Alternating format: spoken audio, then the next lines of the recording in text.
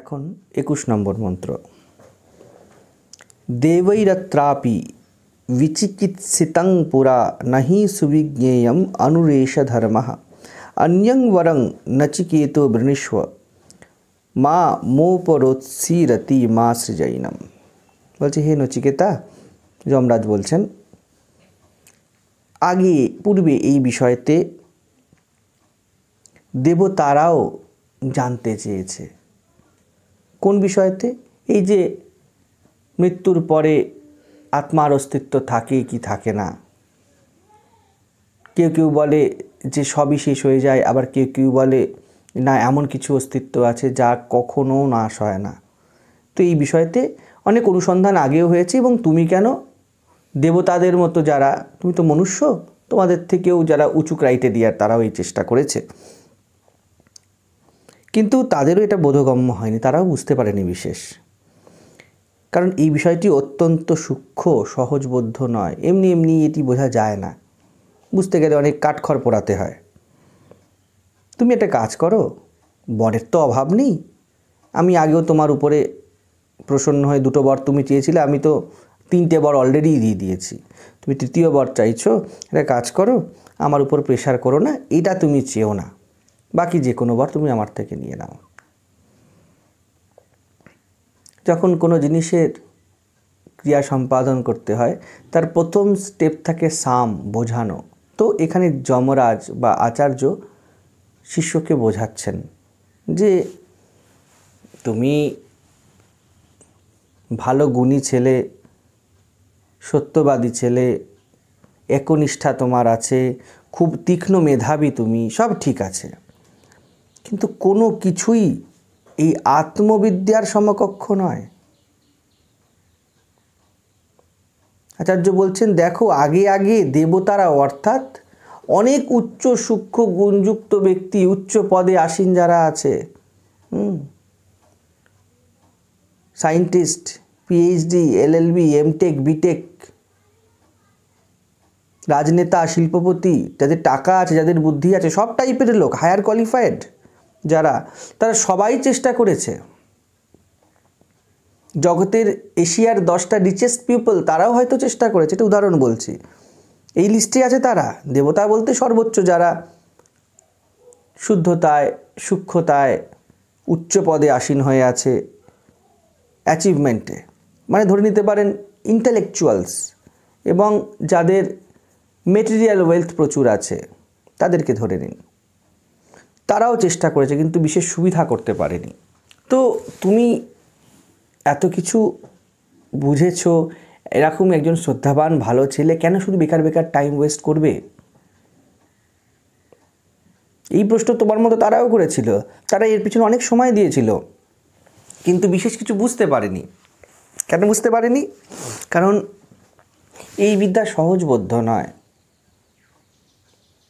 সহজে বোঝা যায় না। অর্থাৎ সব রকম জ্ঞান সহজে বোঝা যায় না, মানে জটিল। আমি তো রেডি আছি, আপনি তো বললেন আমি ইন্টেলেকচুয়ালস, তাদের গোত্রের মধ্যেই পড়ি। আপনি আমার সূক্ষ্ম মেধায় প্রসন্ন হয়েছেন। আগে আপনি যে বিদ্যার কথা বলেছিলেন, যে কী কীভাবে জীবনকে যজ্ঞে পরিণত করতে হয়, তার যে বিদ্যা আমি হুবহু আপনাকে শুনিয়ে দিয়েছি। কেন আমি এটাও পারবো না? আপনার কথা মতোই তো আপনি আপনার কথা বিরোধ করছেন। একদিকে আপনি বলছেন তুমি প্রচণ্ড মেধাবী, আমি খুব খুশি হয়েছি, নাচিকেতো যজ্ঞ নাম হবে। আবার অন্যদিকে বলছেন যে আত্মবিদ্যা তুমি বুঝতে পারবে না, আর 4 লোক বোঝেনি তো তুমি কি বুঝবে? এরকম কন্ট্রাডিকশন কেন হচ্ছে? আচার্য বলতে চাইছে, এই জ্ঞান, জগতে যত জ্ঞান হয়, বিজ্ঞান বলুন, কলা বলুন, রসায়ন বলুন, শরীরবিদ্যা বলুন, ভৌতিক যে কোনো জ্ঞান, যে কোনো বিদ্যা, এগুলি এক স্তরের, এক ক্যাটাগরির। কিন্তু যখন বলছে যে এটা দুর্বোধ্য বা অবদ্ধ প্রায়, তখন বলতে চাইছে এগুলো ওই স্তরের অবজেক্টিভ নলেজ নয়। তুমি তোমার যোগ্যতা দিয়ে ব্যক্তি নিজের চেষ্টাতে অবজেক্টিভ নলেজের অনেক শিখর অবধি যেতে পারে। এত অবধি গিয়েছে বলে একজন বিজ্ঞানী সে নমস্য। আইনস্টিন বলুন, নিউটন বলুন, এরা সবাই নমস্য, কারণ এরা বস্তুগত স্তরের অনেক উঁচু অবধি গিয়েছে, কিন্তু একজন আধ্যাত্মিক ব্যক্তি তার যাত্রা ডাইমেনশনালি ভিন্ন। বস্তুগত স্তরে আপনি অনেক কিছু লাভ করতে পারেন, কিন্তু এই পুরো জার্নি যা সামনের দিকে এগোচ্ছে তাকে সম্পূর্ণ উল্টো দিকে ঘোরানো ডবল কঠিন। প্রথমত, এর কোনো স্মৃতি, এর কোনো জ্ঞান আমাদের নেই। আপনি দেখবেন আপনি জগতের বিষয়ে 10টা কথা অনায়াস বলে দেবেন, নিজের বিষয়ে 2টো কথা বলতে গেলেই আপনাকে খুব চিন্তা করে বলতে হবে।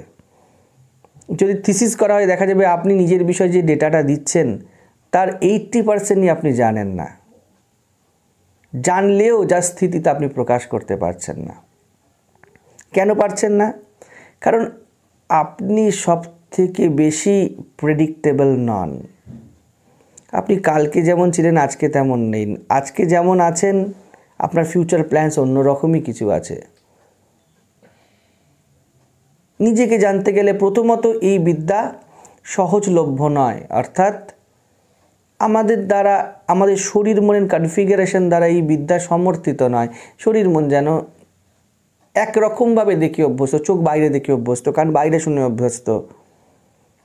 আমাদের পুরো চিন্তা ভাবনা যে মানসিক প্যাটার্ন তা কোনো বস্তু কেন্দ্রিক। কোনো বিষয় দাও আমি ভাববো, কিছু চায়, চোখ কান নাক চামড়া কিছু চায়, মাথা ভাবার জন্য কিছু চায়, ঈর্ষা লোভ কাম ক্রোধ যাই বলুন না কেন, এইগুলি একটি বিষয় দাবি করে। কিন্তু আত্মবিদ্যা নির্বিষয় হয়ে যাওয়া। আপনি আছেন 10টা জিনিস বুঝছেন, এটা তো খুব ইজি হয়ে যাবে, কিন্তু আর কোনো জিনিস নেই। এবার নিজেকে নিয়ে নিজে থিসিস করুন। নিজেকে নিয়ে নিজে থিসিস করতে, নিজের করে পৌঁছাতে গেলে আপনার গড়া জিনিসই আপনাকে এবার কাটতে হবে।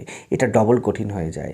প্রথমত কাটতে হবে, ভিতর থেকে একটা হাহাকার উঠবে যে সব আস্তে আস্তে শেষ হয়ে যাচ্ছে।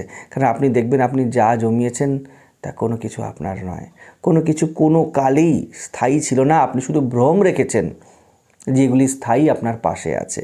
সেই সম্পর্ককে দেখতে পারবেন না সেইভাবে, নিজেকে দেখতে পারবেন না সেইভাবে, না পারবেন জগৎকে একই রকমভাবে পারসিভ করতে।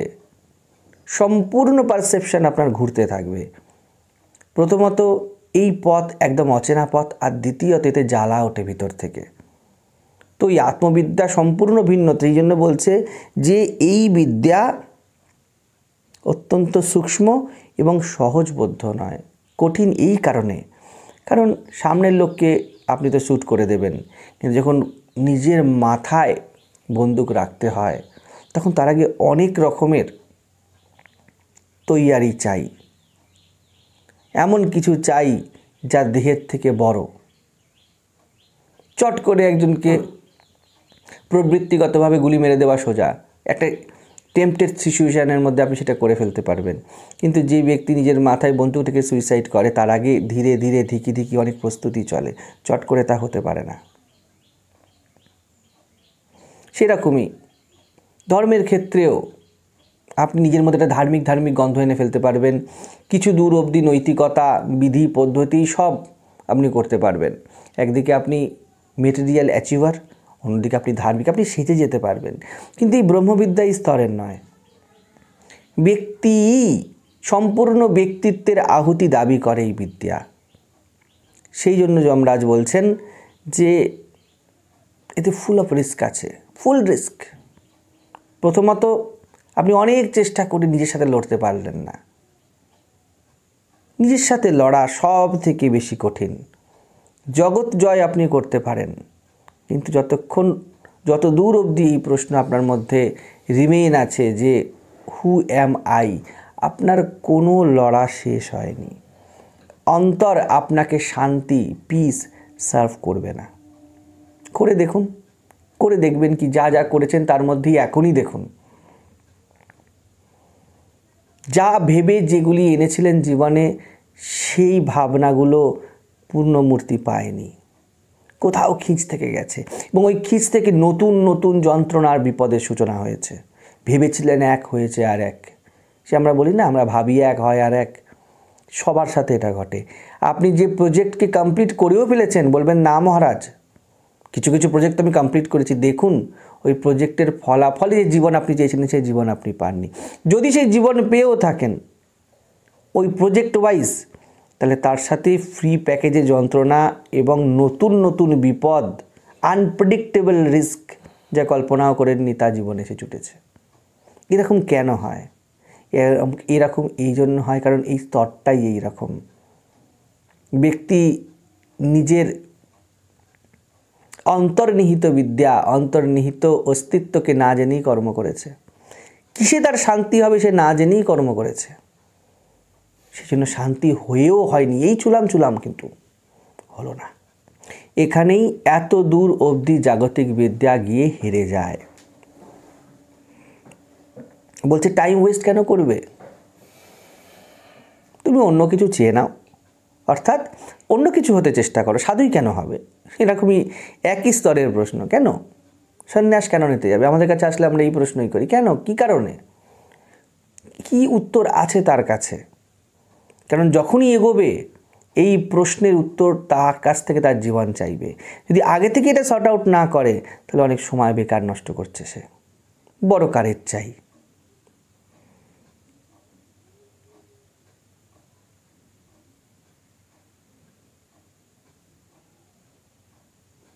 পাহাড়ের শীর্ষ যেন এটা, অনেকটা দূর অবধি যাওয়া যাবে, এরপরে খাড়া ঢাল, এরপর কী করতে হবে? ট্রেকিং করতে হবে, বড় রিস্ক নিতে হবে। এতক্ষণ পর্যন্ত লাঠি দিয়ে, ঘোড়া দিয়ে, খচ্চর দিয়ে তো কাজ চলে যাচ্ছিল, খেতে খেতে বসতে বসতে যেভাবে হোক তো এসেছিল। জাগতিক যে অ্যাচিভমেন্ট, তাকে এরকম ধরুন। জাগতিক অ্যাচিভমেন্ট করতেও একজনকে এমটেক হতে, আইআইটি হতে, আইআইএম হতে অনেক অনেক বেশি খাটতে হয় একটা সাধারণ অ্যাভারেজ গ্র্যাজুয়েট ছেলের থেকে। কিন্তু এই অ্যাচিভমেন্টেরও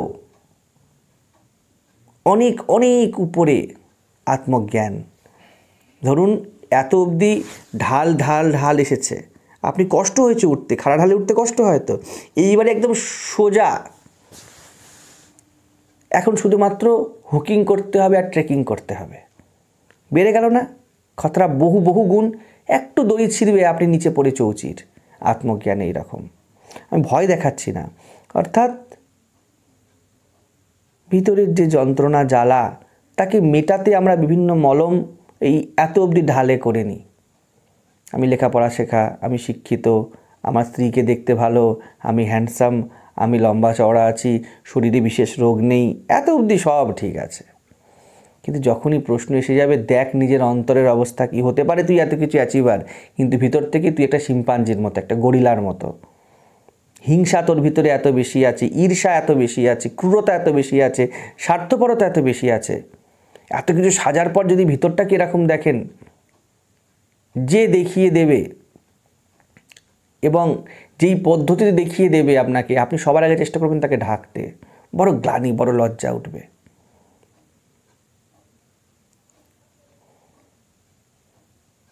যেন পাহাড়ের 10, 20, 50, 100 কিলোমিটার অবধি চলে গেলেন, কিন্তু এবারে যেন এভারেস্টের মাউন্টেনে উঠতে হবে। সেখানে মাইনাস টেম্পারেচার, খাবার নেই, বহু বহু গুণ বেড়ে গেল। একটা দূর অবধি এসে বন্ধু বান্ধব সঙ্গ, লোকালয় পাবেন, এরপরে কিচ্ছু পাবেন না। জীবনের উচ্চতা, জীবনের সূক্ষ্মতা এইরকম। যত এগোবেন তত দেখবেন একা হচ্ছেন, ততই দেখবেন ভৌতিক জিনিসপত্র আপনার থেকে সরে সরে যাচ্ছে, ততই দেখবেন সহায়তা আপনি আর পাচ্ছেন না, এবার নিজের ঘাড়ে নিয়ে চলতে হবে। ঠিক যেমন পাহাড়ের শীর্ষে উঠতে গেলে হয়। অত দূর সেখানে বেঁচে ফিরবো কি না ফিরবো বড় কঠিন। আত্মজ্ঞানে তো জেনে নিন, যে গিয়ে মাউন্টেনের শিখায় পৌঁছেছে, যে ব্যক্তি নেমেছে, যে শিখায় উঠেছে এবং যে ব্যক্তি নেমেছে, সে কখনো এক নামেনি। ব্রহ্মবিদ্যার যে শিখরে উঠেছে, যে নিজেকে জানতে পেরেছে, সে ব্যক্তির জীবনে এক থাকেনি। সেই জন্য এত কিছু দেখে জেনে ধর্মরাজ জীবন দেখা লোক, তিনি ব্রহ্মবিদ্যার উপযুক্ত গুরু আচার্য, তিনি জীবন বেঁচেছেন, সেই জন্য তিনি খুব ভালো করে জানেন। সেই জন্য বলে দিচ্ছেন, অন্য কিছু চাই নাও, আমার উপর প্রেশার করো না, আমি তো তোমার উপরে সন্তুষ্ট আছি। এই প্রেশার করোনার মধ্যেও একটি সূক্ষ্ম ইঙ্গিত আছে যে নচিকেতা হয়তো ছাড়ার প্রার্থী নয়, যে শ্রদ্ধার জন্যে, যে জীবনকে জানার জন্য শরীর ত্যাগ করে, ভৌতিক অস্তিত্বকে ত্যাগ করে গুরুগৃহী বা যমগৃহে আসতে পারে, সে স্বাভাবিক নয়। যমের গৃহে আসা আর গুরু গৃহে আসা যেন একই। ব্যক্তি চারিদিকে যেতে পারে, কিন্তু কেউ যমের বাড়িতে চট করে যায় না, আপনি আত্মীয়ের বাড়িতে যান। নচিকেতা যমের বাড়িতে এসেছে, অর্থাৎ সে তৈরি হয়ে আছে অহংকারের নাশের জন্য। সে তৈরি হয়ে আছে সম্পূর্ণ, যে মৃত্যু যদি হয়, মৃত্যু মানে দৈহিক অস্তিত্বের মৃত্যু নয়, মৃত্যু মানে আমার অন্তর নিংড়ে যাক, মুষড়ে যাক, শেষ হয়ে যাক, নিজের কালিমা দেখে গ্লানি উঠুক এবং তাতে আমি শোধন হয়ে যাই, আমি তৈরি। এত দূর দৃঢ় সংকল্প। গুরুগৃহ যমগৃহ একই ধরুন, দীক্ষা নেওয়া আর ক্রিমেশনকে একই ধরুন। যে নিজের ক্রিমেশন করতে পারে সে নিক দীক্ষা। কারণ আপনি যদি এতদূর ঠিকই থাকেন তাহলে আপনার দীক্ষার প্রয়োজনীয়তা নেই। আর যদি জীবনে এরকম হয় যেখানে পচা গলা মিথ্যার আহুতি পোড়াতে হবে এবং তার সাথে আপনি একাত্ম হয়ে আছেন, তাহলে খুব মন শক্ত করে গুরুর কাছে যেতে হয়। কারণ গুরু আপনার গায়ে আগুন লাগিয়ে দেবে এবং জেনে রাখুন আপনার খারাপটাই তাতে পুড়ে যাবে, অজ্ঞান অবিদ্যা তাতে খসে যাবে, কিন্তু জ্বালা তো হবেই, কারণ মিথ্যাকে গায়ে লাগিয়ে রেখেছেন। যন্ত্রণা তো হবেই। অপারেশন যখন হয় আপনারই ভিতরে কিছু খারাপ থাকে, তাকে বের করতে হয়, ফলে আপনারই পেট কাটতে হয়। আপনারই কিডনি স্টোন বের করতে গেলে আপনাকেই বেহুশ করতে হয়। গুরু তা করবে এবং আপনাকে খোলা হাতে খোলা বুকে তা মেনে নিতে হবে। নচিকেতা এত দূর সাহসী, সেই জন্য যমরাজ বলছেন নিশ্চিত হয়তো এ ছাড়তে চাইবে না, তো আগে থেকেই বলে দিচ্ছেন প্লিজ প্লিজ, দেখো এর জন্য আমাকে ফোর্স করবে না। এবারে 22 নম্বর মন্ত্র। 22 নম্বর মন্ত্রে বলছে দেবৈরত্রাপি বিচিকিৎসিতং কিল ত্বং চ মৃত্যু যন্য সুবিজ্ঞেয়মাত্থু বক্তা চাস্য তাদৃগণ্যো ন লভ্যো নান্যবরস্তুল্য এতস্য কশ্চিৎ। বলছে হে আচার্যদেব, হে মৃত্যুদেব, আপনি যা বললেন আপনার কথাটা কি ধরে নিলে? সত্যি সত্যি যদি দেবতারাও এই বিষয়ে বিচার করেছিলেন কিন্তু সমাধান করতে পারেননি, যদি তাদের জন্য এটা সুবোধ্য নয় এবং আপনার সামনে এবং আমার সামনে আপনার মতো একজন বক্তা, একজন গুরু, একজন পথপ্রদর্শক দাঁড়িয়ে আছে, তো এই রকম সংযোগ তো আর সম্ভবই নয়। সেই জন্য এই বরের তুল্য আর দ্বিতীয় কোনো বর হতেই পারে না। এই হলো একনিষ্ঠা। নচিকেতা যে শ্রদ্ধাবান, সে পিছনে হাঁটার ব্যক্তি নয়। যেখানে অ্যাভারেজ মানুষ অন্ধকার দেখে, তার মধ্যেই একজন সৃজনশীল ক্রিয়েটিভ মানুষ আলো দেখে নেয়। একজন দেখছে চারিদিকে ঘুটঘুটে অন্ধকার, সামান্য একটু আলো, আরেকজন দেখছে সামান্য একটু আলো আছে তো। নচিকেতা সেরকম, যে সিনসিয়ার, যে সিরিয়াস, সে চট করে ছাড়ার পাত্র নয়। আপনারা আর 10 জন লোক চট করে বলে বাদ দে এসব হবে না, সে বলবে দাঁড়াও দাঁড়াও, হবে না মানে?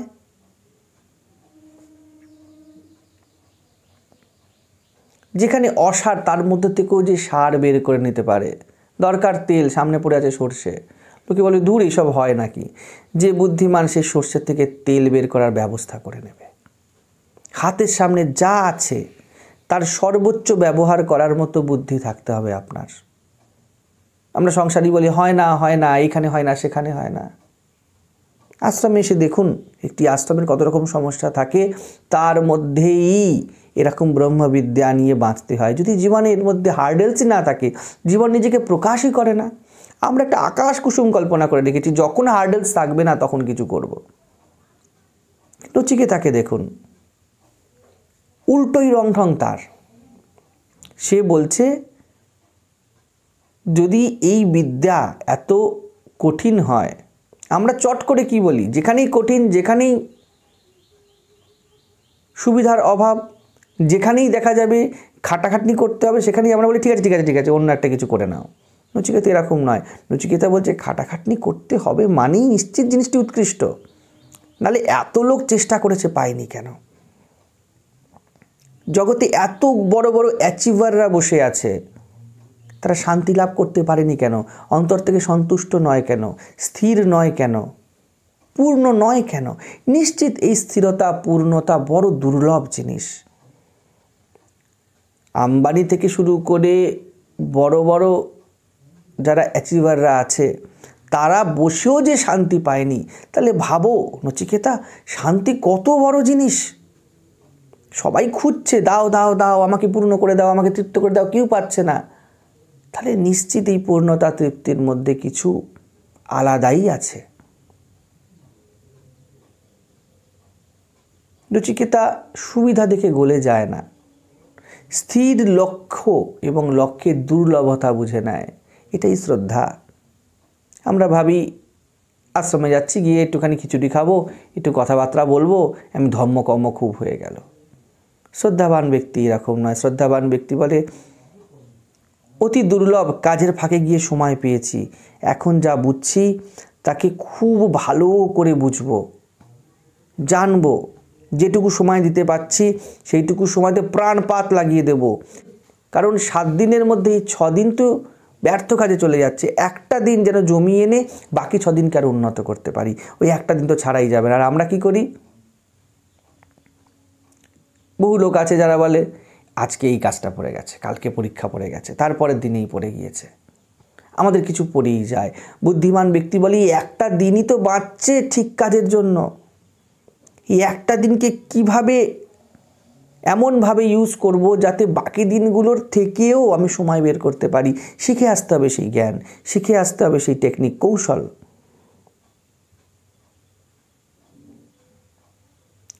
3 দিন নচিকেতা এসে যমের গৃহেতে না খেয়ে দিয়ে বসেছিল, অর্থাৎ যেন সে গাঁট বেঁধে এসেছিল।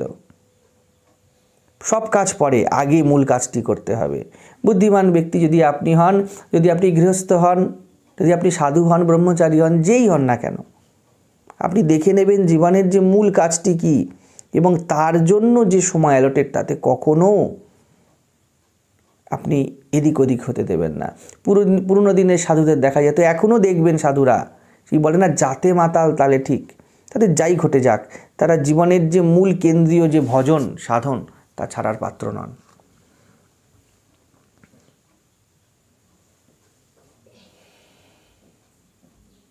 লক্ষ্য নচিকেতার এমন স্থির, এমন কেন্দ্রীভূত মন আমাদের চাই।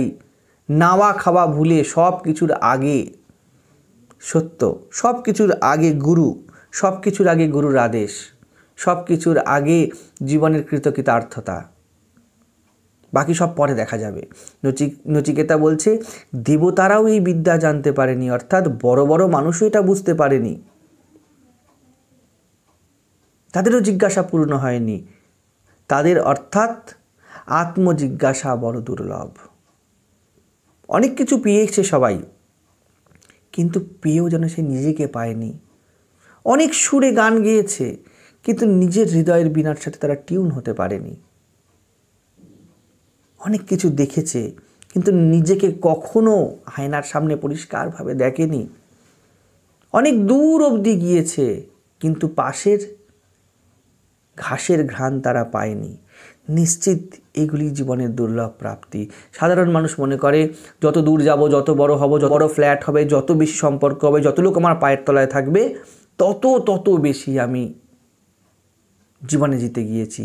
কিন্তু শ্রদ্ধাবান বুদ্ধিমান ব্যক্তি এরকম নয়। তারা জীবনের সূক্ষ্মতা বোঝে, সৌন্দর্য বোঝে। মা শারদা বললেন, সন্তোষের সমান ধন নেই। আমরা তো জানি ধনই সন্তোষ। মা বলছে না, সন্তোষই ধন। যে সন্তুষ্ট হয়ে গেল, তার এত প্রয়োজনীয়তাই নেই। ঘুরে ফিরে তো সন্তোষই খুঁজছ। বুঝতে পারছেন, ডাইমেনশন আলাদা। একজন ধনের মাধ্যমে সন্তুষ্ট হতে চাইছে, একজন সন্তুষ্টিকেই ধন বলছে। ডাইমেনশনালি দৃষ্টিভঙ্গিই আলাদা। নচিকেতা এরকম আলাদা দৃষ্টিভঙ্গির কেউ। সে বলতে চাইছে, বড় বড় পণ্ডিত, ধনী, মানি, এরা কেউ এই প্রশ্নটি করার সাহস করেনি যে আমি কে। নিশ্চিত এই আমি কে প্রশ্নের মধ্যে ট্রেজার লুকিয়ে আছে।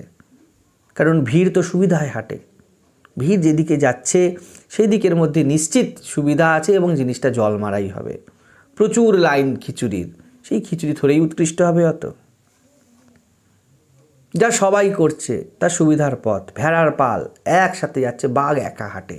নচিকেতা এমন কেউ, আধ্যাত্মিক জীবনে এমন কিছু চাই। তো নচিকেতা ছাড়ার পাত্র নয়, পরিষ্কার করে বলছে যে আপনার মতো গুরু আমি সামনে পেয়েছি, জীবনে এমন সুযোগ পেয়েছি, এমন সুবিধা পেয়েছি, যখন গিয়ে কঠোপনিষদ পড়তে পারছি, শ্রীমদ্ ভগবদ্ গীতা বুঝতে পারছি। সম্ভব ছিল না আগে। আগেকার দিনে এত ভোগও ছিল না, এত শাস্ত্র এত সহজলভ্যও ছিল না। এখনকার দিনে কি এখন ইন্টারনেটও এসছে, ভোগও সুলভ হয়ে গিয়েছে, সাথে সাথে ওয়েবসাইটে একটা ক্লিকের মাধ্যমে উপনিষদও তো পাওয়া যাচ্ছে। দুর্লভ সুযোগ পেয়েছি, কিছু বুঝে নিতে হবে, দুটোই সুলভ হয়েছে। আগেকার দিনে ভোগ পেতে গেলেও একটি হাতিকে যদি বশ বানিয়ে আপনার ঘরে নিয়ে আসতে হয় এবং সেই হাতির পিঠে চলতে হয়, তাহলে কত কঠিন হবে। ঘোড়াকে বশ বানাতে হবে, ঘোড়া শাল মেনটেন করতে হবে। আপনি এখন অনলাইনেই গাড়ি কেনার ব্যবস্থা পেয়ে যাচ্ছেন। তো ভোগ সুলভ হয়েছে, প্লাস যোগের ব্যবস্থাগুলোও তো আমার হাতের সামনে আছে। দেবরাজ ইন্দ্র, চন্দ্র, বরুণ এরা পায়নি। অর্থাৎ জীবনে বড় বড় ক্ষমতাশালী ব্যক্তিরাও এতেই মত্ত হয়ে থাকে। আমি তো সুযোগ পাচ্ছি জানার, উপনিষদ আছে, গীতা আছে, অন্যান্য শাস্ত্রগুলি আছে, আর সামনে কি আছে? সামনে গুরু আছে। ধরে নিন এই যে আপনারা চেষ্টা করছেন, বসে নির্দিষ্ট সময় দিচ্ছেন, মাথাটাকে এই সময় ঘষছেন কি বলা হচ্ছে বোঝার জন্য, আপনারা দুর্লভ সুযোগ পেয়েছেন। জগৎ প্রকৃতি আপনাকে এই সুযোগ দিতে চায় না। যেই স্তরে আপনারা যতবার ভিডিওস দেখছেন, মনকে নিয়ে যেতে হচ্ছে। আপনার ডানে বায়ে চোখ ঘুরিয়ে দেখুন, কোনো ব্যক্তি ওই সুযোগই পাচ্ছে না। তাদের কাছে ওয়েবসাইট মানেই, বেশিরভাগ যুবকের কাছে, যুবতীদের কাছে পর্ন সাইট, আর বাকি ওয়েবসাইট মানে ফ্লিপকার্ট, অ্যামাজন, এই চলতে থাকছে। কিন্তু এই যে আপনি বসে শুনছেন, এটা দুর্লভতম সুযোগ। এটাই নচিকেতা যেন বলছে যে আপনার মতো গুরু পেয়ে, অর্থাৎ জীবনে এমন সুযোগ পেয়েও যদি আমি তাকে ইউজ না করতে পারি, তাহলে তো বড় মূর্খামি হয়ে গেল না? যদি আপনার মতোই আমি ধরে নিই যে দেবতারাও বুঝতে পারেনি এবং তারা আপনার কাছে এসেছিল, তাই তো বলছেন দেবতারা বুঝতে পারেনি। আপনিও তো দেবতাদের মধ্যে, দশদিক পালের মধ্যেই একজন। তো আপনি তেমন উচ্চতা সম্পন্ন ব্যক্তি, যেই ব্যক্তিত্ব এই ব্রহ্মবিদ্যাকে বুঝেছেন। আপনার সমকক্ষ যারা, তারা কেউ বুঝতে পারেনি, কিন্তু আপনি তো বুঝেছেন। তাহলে তো এরকম হতেই পারে না দ্বিতীয়, যে আপনার মতো গুরুকে পেয়ে, এরকম সুযোগ পেয়ে আমি আমার এই দুর্লভ সুযোগকে অবহেলা করে ছেড়ে দেব।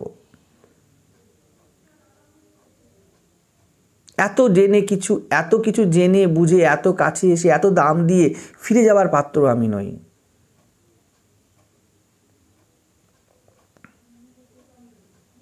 ইন্দ্র, চন্দ্র এরা অনেক ক্ষমতাধারী হতে পারেন, কিন্তু আপনি যমরাজ, প্লাস আপনি ধর্মরাজ, ধর্মের মাপদণ্ড আপনি জানেন।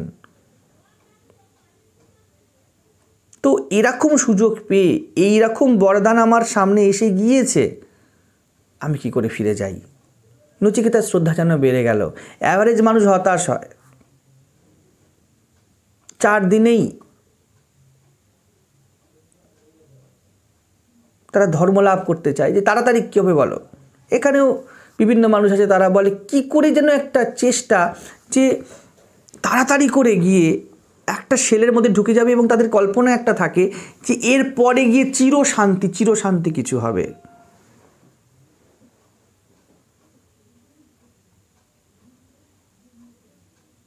এরকম চিরশান্তি কিছু হয় না।